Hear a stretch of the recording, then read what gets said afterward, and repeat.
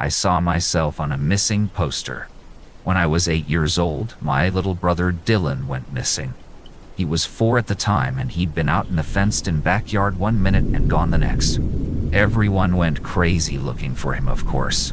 Sheriff's office, police, my parents, friends, and neighbors. At first, everyone said that we'd find him within the first day, though even at 8 I could hear the kind lie in their voice. There was no sign of a gate being left open or a gap in the fence large enough for him to squeeze through, which meant that someone had snatched him. And unless we got an idea of who or they contacted us, well, how were we ever going to get him back? By the third day, the talk had turned from finding him to waiting for a call from whoever took him. That, and advertising every way my parents could think of to get his name and picture out to as many people as possible. They pushed the news stations to cover it morning, noon, and night, and for a week or so they did.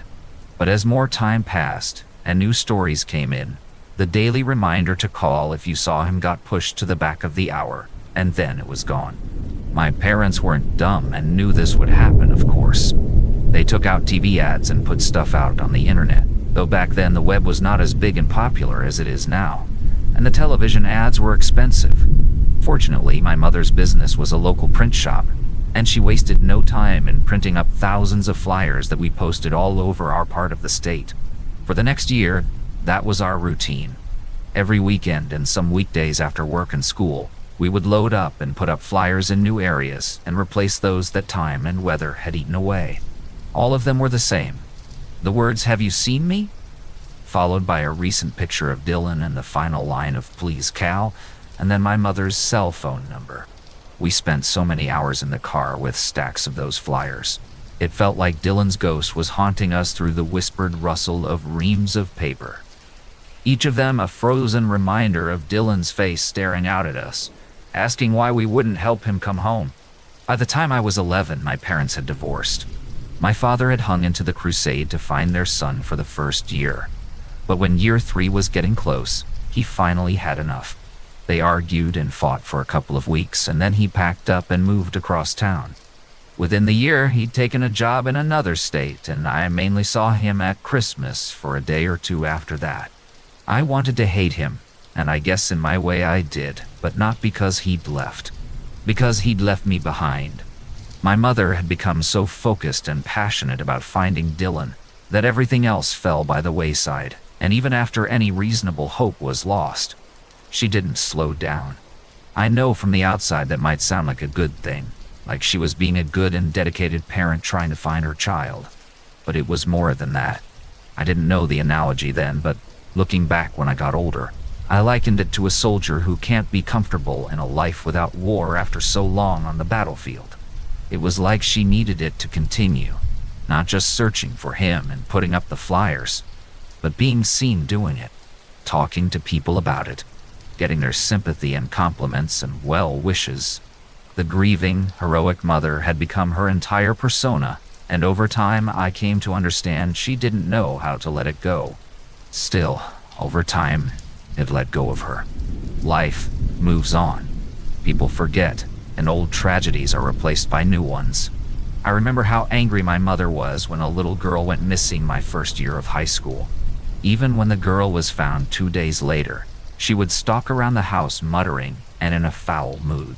If you asked her, she'd say it was because it would make people forget about our Dylan even more. But I remember feeling uneasy when she'd say that because, well, I could hear the lie in her voice too. As I'd gotten older, I'd done what I could to avoid her ongoing campaign. I'd have to help some weekends still, but for the most part I made sure that I had enough extracurricular activities to keep me out of her way. I think she actually preferred that. It was easier to play on people's sympathy and get attention when she could tell everyone she didn't have anyone to help her keep searching for her missing son. Still, I could tell something was coming. Like pressure building in the atmosphere before a storm. Something was going to break soon. My hope was that she'd reach the point where she'd give up on finding Dylan and just live her life again, both for her and for me. Instead, one day she woke me up around 4 in the morning and told me we had to go. She was clearly distraught, sweating and crying and barely able to talk. I didn't know what was going on. Had she found out something about Dylan? Had something happened to Dad? What was it? She just waved away my questions and told me to come get in the car, that we had to go now, that she'd explain when there was time. I did as I was told, though by this point I was fully awake and growing increasingly terrified. When she got behind the wheel, I half expected her to peel out of the driveway and shoot off at top speed, but she didn't. Instead, she drove slowly and quietly, not even turning on her headlights until we were out of the neighborhood. "Mom, what's going on?" She glanced over at me, sweat still pouring down her cheeks. It'll be okay. Just wait. We're gonna make it right." I turned and stared out at the passing dark. "Is it Daddy? Is he okay?" My mother gave a harsh laugh. "Oh, I'm sure he's fine. Living it up with his whore girlfriend, I'm sure." She put a hand on her other arm and rubbed it as she gave me a sour look. "Don't worry about him." I wanted to respond, but didn't quite dare. She was more crazy acting than usual, and I didn't know what might make it worse. So I just sat silent for the next few minutes, wondering more and more where we were going in the middle of the night. When the car suddenly veered off the road into the ditch, I had a moment of unreality where I felt like I was the thing sliding away from the path, not the entire vehicle.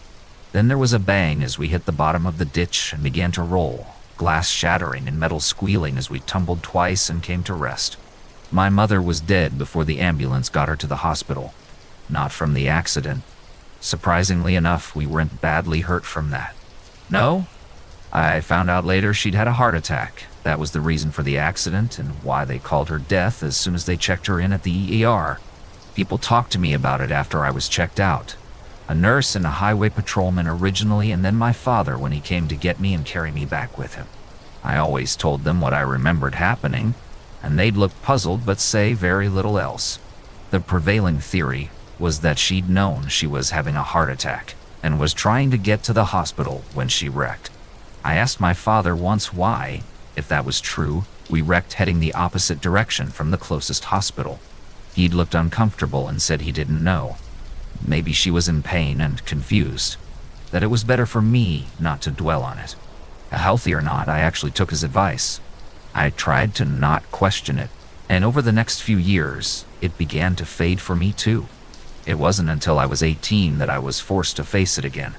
My father sat me down and told me that, now that I was of age, I had inherited everything my mother had left behind. There was some money, yes, but also the house and everything in it. He told me he'd be happy to help any way I needed, and that there was no rush on it. He'd been making sure the taxes and insurance were paid on the house and the business, and the person running the print shop was interested in buying it if I wanted to sell it to them. It was a lot to take in all at once. I'd asked about the house and business before, and I knew that they were going to be mine. But I'd never thought much about the details beyond that my father was dealing with it. At first, I wanted to just push it all away. I didn't want the past infecting the new life I had here with new friends and better memories. The more I thought about it, though, I didn't want to hide from it. Hiding from things, being afraid of things, that's how they came to own you. I'd seen enough of that to know I didn't want to spend another minute with my past life owning me. So the next week, I flew back to my old hometown. My dad offered to come, but I told him no. Partly because I knew she wouldn't have wanted him there, but mostly because I needed to do this myself. I'd look at everything, spend a couple of days there, and then sell anything I didn't want, and never look back.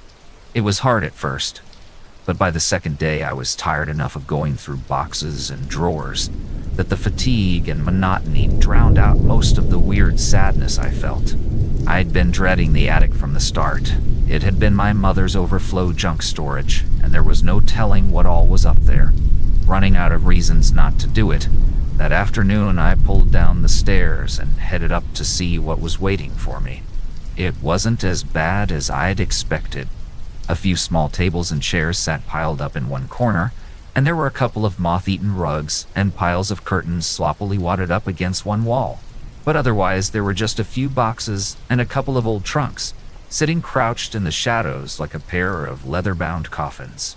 Opening the first one, my stomach dropped.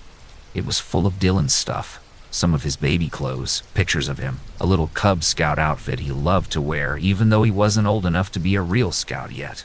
Sniffling, I shut the trunk back and turned to the other one. For the first time since coming back, I felt tears coming. He really had been a great little boy. Who the fuck woo? Lock this trunk? The second trunk had a small padlock on it, and I had no idea why or where the key was. After looking around for a minute for any sign of a key stashed away nearby, I went downstairs and got a knife and a pair of pliers. I didn't break the lock, but I did pry at the latch, holding it hard enough that it finally popped off and skittered away into a darkened corner of the attic. Grasping the trunk lid, I realized I was holding my breath. It would be fine. Just more sad stuff maybe, but probably just cluttered with old junk. What else could it? I froze as I stared into the trunk. What? That didn't make any sense. The inside wasn't cluttered or messy at all. Instead, it was neatly arranged into 6 columns of stacked colored paper. Chartreuse number 2, my brain whispered to me. I knew the shade because Mom had always told me how important the color was for Dylan's flyers. You had to catch the eye without obscuring the details. The words and the picture were key. The ones in the trunk were much as I remembered. Not just the same yellow, but the same words too. Have you seen me? And please call, followed by my mother's cell phone number. In truth, I could only see one difference between the flyers I'd grown up with and the ones I was staring out now. Heart beating out of my chest. It wasn't Dylan's sad ghost face staring up out of that trunk. It was mine. I remembered the picture. I had been getting dressed up to go to an athletic awards banquet for girls' basketball when my mother came in with her camera. She wasn't going to the banquet, of course. She had flyers to put out 2 counties up and was already running late.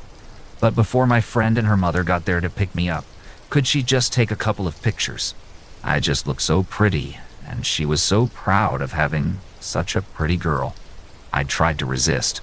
I was running behind and she was acting weirder than usual, and I really just wanted her to go on and go before my normal friend and her normal mother got there. But then she got that tight, almost angry but not quite angry look she sometimes got, and I knew it was better to give in. Putting on my earrings, I followed her outside and posed next to the backyard fence. Once she snapped a few pictures, she seemed satisfied and headed out the door. I thought it was all strange at the time, but then everything was strange back then. And to be fair, I didn't really have that long to ponder it, because the following week she woke me up in the dead of night and said I had to come with her, that we were going to make it right. I understood now what she had meant and what she had meant to do. Seeing that picture of a past me, staring up from a week before I went out with her into the dark, I wish I could tell her to not stand there, but to run away from the thing she was living with. Because if she stayed, one night she'd be drug out into the black, and only one of them would be coming back. I closed the lid on the trunk with a shaky hand. At least it was me. And that was true, but somehow, that didn't make any of it better. I locked the front door without taking anything with me other than what I'd brought. There was nothing there I wanted to ever see or touch again, though I was old enough by then to understand it wasn't a one-way street. You don't just own your memories and your truths. They own you too. And even when you try to forget them and leave them behind, they never stop searching for you. All you can do is be ready, and when they find you, turn away from the beckoning hand reaching out of the dark.